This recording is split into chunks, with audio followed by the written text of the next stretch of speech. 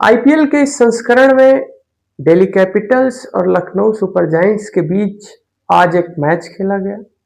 यह मैच भारत रत्न स्वर्गीय Atal Bihari Vajpayee cricket stadium Ekana Lucknow में आयोजित हुआ और टूर्नामेंट के इस मुकाबले पर काफी फैंस की निगाहें थी।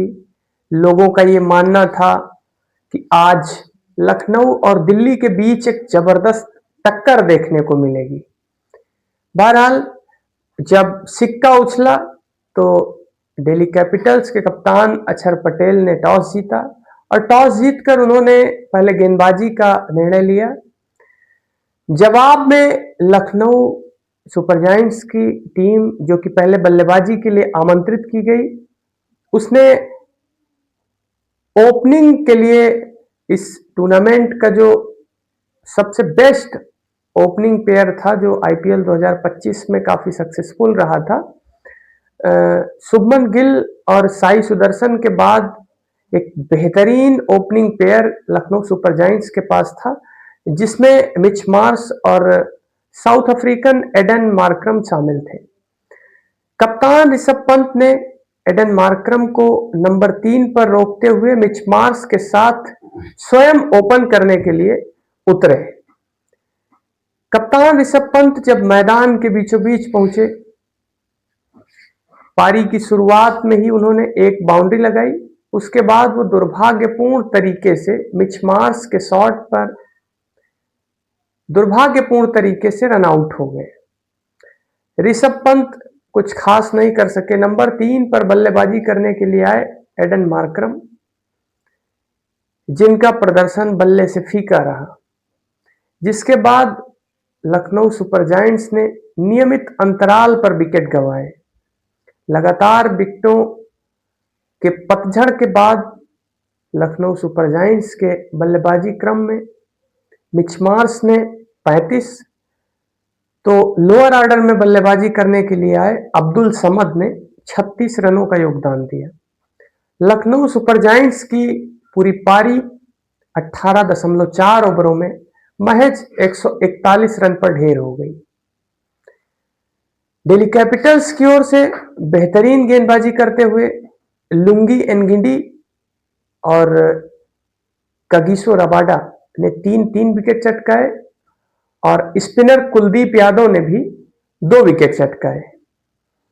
कुल मिलाकर लखनऊ सुपर जायंट्स इस पारी में सिर्फ 141 रन ही बना सकी। जवाब में बल्लेबाजी के लिए उतरी दिल्ली कैपिटल्स की टीम। दिल्ली कैपिटल्स की तरफ से ओपनिंग करने के लिए केएल राहुल ओपनिंग करने के लिए आते हैं और लखनऊ सुपर जायंट्स की तरफ से गेंदबाजी के लिए मोहम्मद शमी आते हैं। मोहम्मद शमी ने केएल राहुल को पहले ही ओवर में कैच आउट कराकर लखनऊ सुपर जायंट्स के खेमे में खुशियां बिखेर दी और केएल राहुल निराश होकर पवेलियन की राह पर थे।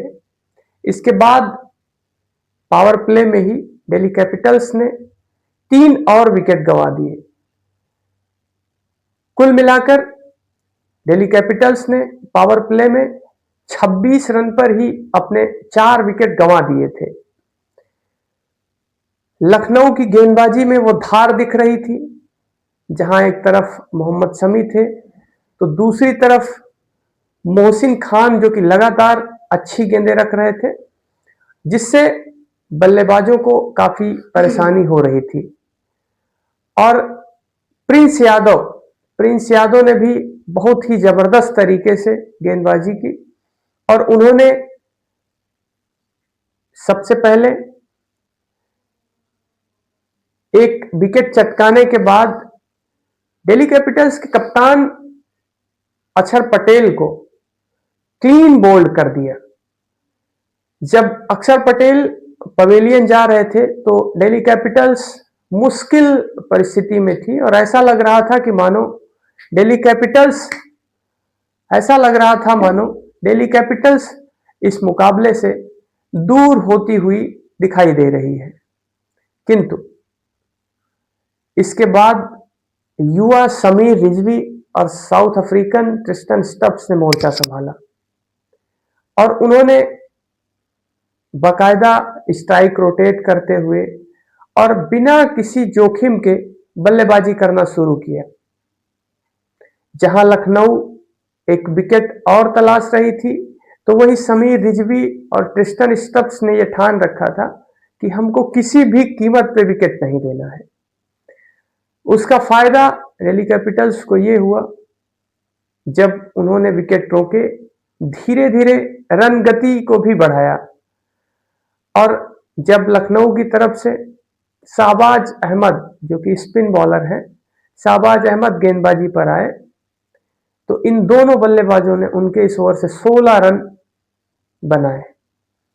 जहां एक तरफ गेंदबाजी किफायती हो रही थी, रन कम आ रहे थे, वहां एक 16 रन का बड़ा ओवर आने के बाद बल्लेबाजों में कहीं ना कहीं और आत्मविश्वास बढ़ा। दूसरी तरफ दोनों ही बल्लेबाज काफी देर से बल्लेबाजी कर रहे थे और उनकी नजरें जम चुकी थी। अब लखनऊ के गेंदबाजी अटैक, जो कि लगातार रोटेट हो रहा था, उसमें उसका प्रभाव कम होता दिख रहा था और समीर रिजवी और ट्रिस्टन स्टब्स लगातार लय में दिख रहे थे।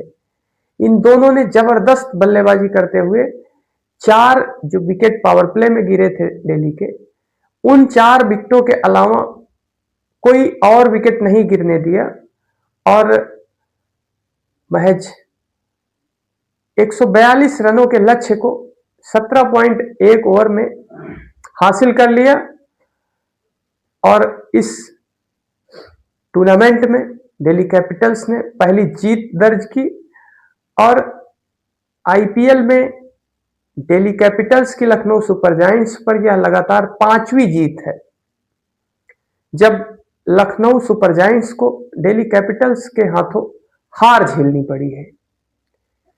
कुल मिलाकर सवाल कई सारे हैं।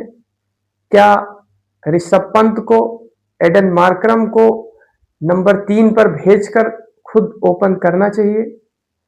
क्या एनरिक नोकिया की जगह एक भारतीय पेस बॉलर को 11 में लाना चाहिए और एक फॉरेन बैटर को और इंक्लूड करना चाहिए? सवाल बहुत सारे हैं। सवाल यह भी है कि क्या ऋषभ पंत पिछले साल आखिरी मैच को छोड़कर जो उनकी फॉर्म थी, उससे बेहतर इस साल कर पाएंगे ओपन में या नंबर 3 पे या मध्यक्रम में? यदि वो ओपन करते हैं, नंबर 3 मार्करम आते हैं, तो पूरी तरह से उनका मिडिल ऑर्डर संभालने की जिम्मेदारी कैरेबियन निकोलस पूरन की होती है। बहरहाल ये आज का मैच था। देखना होगा अपने आने वाले मैचों में लखनऊ सुपर जायंट्स का परफॉर्मेंस क्या होता है।